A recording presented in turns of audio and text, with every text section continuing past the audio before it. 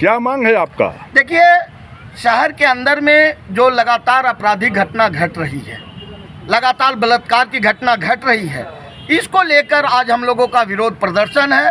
और आज पुलिस अधीक्षक औरंगाबाद से हम लोग सवाल खड़ा करेंगे।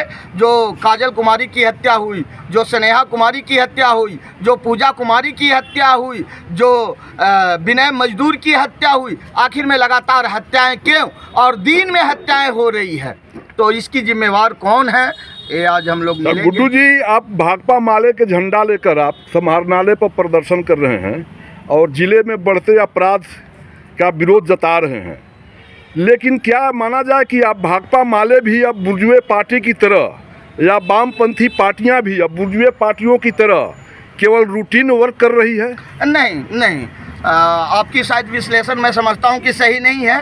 भाकपा माले आज भी अपने ब्रांचों में बैठ रही है, गांव-गांव दौरा कर रही है और तमाम जो हत्या, बलात्कार और तमाम जो घटनाएं घट रही है, इस पे हम जनता को गोलबंदी कर रहे हैं और जनता के बीच में हम लगातार जा रहे हैं। लेकिन आंदोलन की वक्त है, ये आंदोलन अभी लंबा चलेगी, क्योंकि आज़ादी के दिनों में भी हम लोगों ने इसी तरह से देखे थे। तो ये आंदोलन अभी लंबा चलेगी और इतनी जल्दी हमको न्याय नहीं मिलेगा, लेकिन हाँ, मुझे ये इंतज़ार है कि न्याय मिलेगा, लेकिन आंदोलन लंबा चलेगा। भाकपा माले और तमाम वामपंथी पार्टियां सर्वहारा की पार्टी मानी जाती है और सभी वर्ग संघर्ष में विश्वास करती है, वो जातीय संघर्ष में विश्वास नहीं करती है।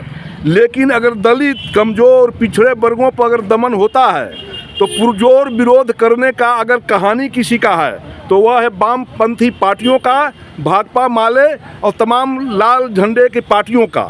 लेकिन फिलहाल ऐसी कुछ हमारे पास भी जानकारी प्राप्त हो रही है कि आपकी पार्टी, वामपंथी पार्टी और भाकपा माले भी अब कास्ट लाइन पर स्ट्रगल करना शुरू कर दिया है। चूँकि जो